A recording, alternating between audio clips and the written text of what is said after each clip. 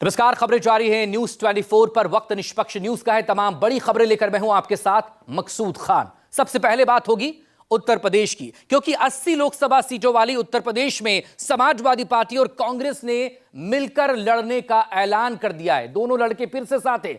दोनों पार्टियों ने औपचारिक तौर पर गठबंधन का ऐलान कर दिया। कांग्रेस उत्तर प्रदेश की 17 लोकसभा सीटों पर चुनाव लड़ेगी, जबकि बाकी 63 पर समाजवादी पार्टी और अन्य साथ में होंगे। समाजवादी पार्टी ने भी यह साफ कर दिया कि कांग्रेस के हिस्से में आई जिन 17 सीटों पर उसने अपने उम्मीदवार उतार दिए थे, वो वापस ले लिए जाएंगे।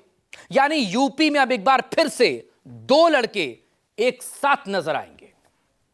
कि विरोधियों ने ठाना है मोदी जी को प्रधानमंत्री बनाना है। कुछ लोग सट के करेंगे, कुछ लोग हट के करेंगे। आपने देखा सटने वाले सट गए और हटने वाले छटपटा रहे हैं। जल्दी हट करके वो भी मोदी जी को प्रधानमंत्री बनाने के लिए काम करेंगे। समाजवादी पार्टी शुरू से ही चाह रही थी गठबंधन हो, लेकिन थोड़ी देरी हुई है। गठबंधन आखिरकार अपने डेस्टिनेशन पे पहुंच गया है। देर से ही सही, देश के सबसे बड़े सूबे में इंडिया गठबंधन मुकम्मल हो गया। सुबह अखिलेश यादव ने जो संकेत दिया, शाम ढलने से पहले दोनों पार्टियों ने साइकिल और हाथ के साथ का ऐलान हो गया। यानी यूपी में अखिलेश और राहुल अब एक मंच पर होंगे। सालों बाद यूपी में फिर दो लड़के बीजेपी के खिलाफ कदमताल करेंगे। 17 सीटों पर कांग्रेस के कारकुन दम दिखाएंगे, जबकि बाकी के बचे 67 सीटों पर समाजवादी पार्टी और उनके सहयोगी किस्मत आजमाएंगे। उत्तर प्रदेश में समाजवादी पार्टी और इंडियन नेशनल कांग्रेस, इसमें सीटों के शेयरिंग को लेकर आगामी लोकसभा चुनाव में जो 80 लोकसभा सीटें हैं, निर्वाचन क्षेत्र हैं, उस पर दोनों राजनीतिक दलों के सम्माननीय अध्यक्षों के निर्देशानुसार एक कमेटी स्थापित की गई। मुझे खुशी है ये जाहिर करते हुए कि उत्तर प्रदेश में आपसी समन्वय से, चर्चा से यह निर्णय लिया गया कि भारतीय राष्ट्रीय कांग्रेस यहां पर उत्तर प्रदेश में 17 सीटों पर चुनाव लड़ेगी। माननीय श्री अखिलेश यादव जी ने, माननीय खड़गे जी ने एक अच्छा देश के लिए उदाहरण पेश किया है, जो जनता चाहती है कि हमारे देश में लोकतांत्रिक व्यवस्था को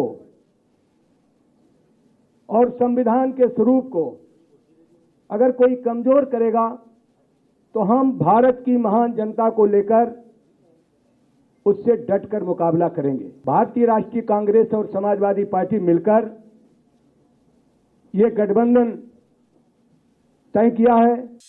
समाजवादी पार्टी और कांग्रेस के इस ऐलान के पहले ही न्यूज 24 ने यह बता दिया था कि समाजवादी पार्टी ने कांग्रेस को लोकसभा की 17 सीटें दी और कांग्रेस ने इस ऑफर को कबूल कर लिया।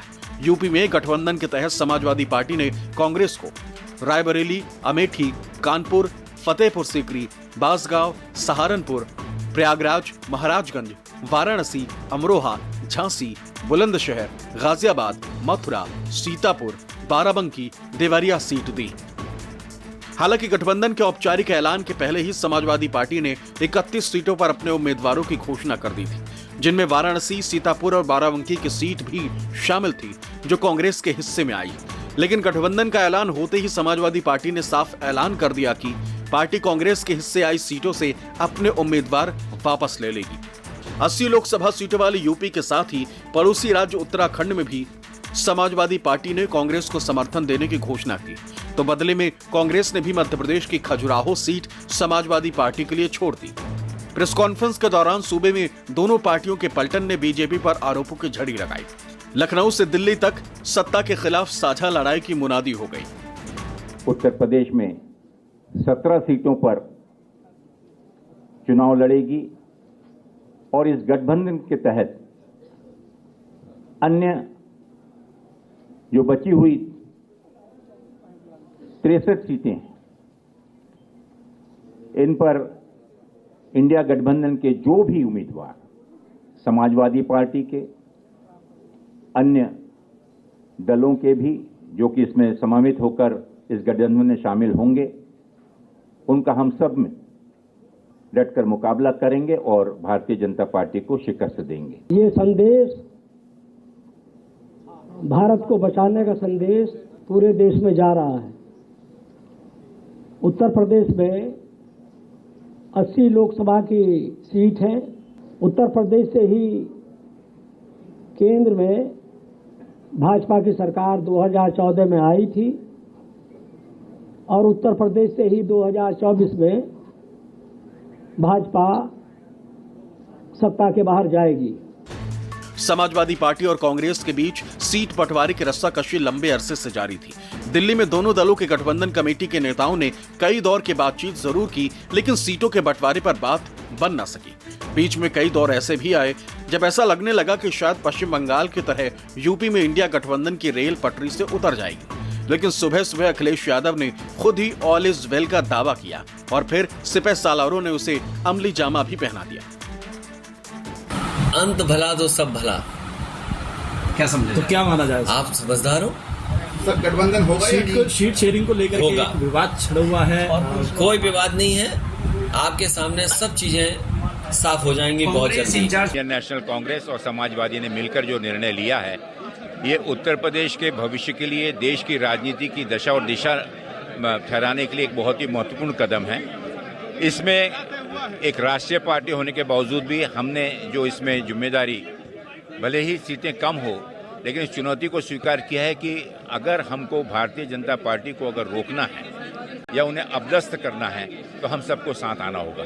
और इसके लिए मैं, हमारा जो नेतृत्व है बहुत स्पष्ट है कि इसमें जो भी, जिस भूमिका में भी भारतीय जनता पार्टी को शिकस्त देने के लिए कांग्रेस को अपनी जिम्मेदारी निभानी होगी, हम पूर्ण रूप से ईमानदारी से उसे निभाएंगे। यार दम के लड़ेंगे और जीतेंगे।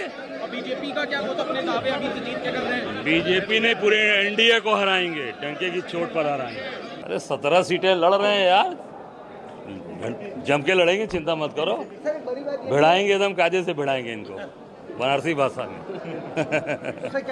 अरे भिड़ाएंगे इनको, भिड़ाएंगे एकदम। कहाँ न्याय यात्रा में आएंगे, उन्होंने अपना जारी कर दिया है, न्याय यात्रा में आएंगे वो, निश्चित तौर से उनका स्वागत। इंडिया गठबंधन में जो तय हुआ है 17 सीटों पर उत्तर प्रदेश में कांग्रेस पार्टी और 63 सीटों पर समाजवादी पार्टी यूपी में लड़ेगी और मध्य प्रदेश में समाजवादी पार्टी 1 सीट पर, बाकी पर कांग्रेस लड़ेगी।